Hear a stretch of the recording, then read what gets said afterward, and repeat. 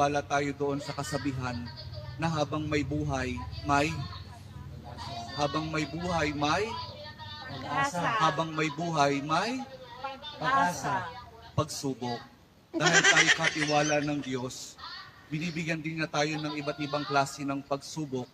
Kaya po doon sa pagsubok na yon, saka pa lang natin mauunawaan na talagang ang ating buhay ay mayroong, habang may buhay mayroong, Pagsubok. habang may buhay may Pagsubok. pagbangon. Huwag niyong hayaan na kapag meron kayong pinagdaraan ng pagsubok, ay hindi kayo babangon. Kailangan meron tayong pagsumikap na pagtsatsagaan natin yung ating mga pagsubok na pinagdaraanan.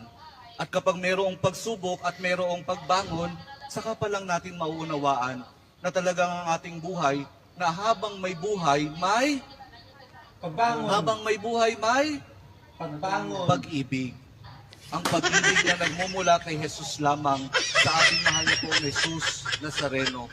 Dahil doon, kapag naunawaan natin itong mga bagay na ito, na habang may buhay, may pagsubok, may pagbangon at may pag-ibig na nagmumula lamang kay Jesus, saka pa lang natin mauunawaan at matatanggap na talagang habang may buhay, may...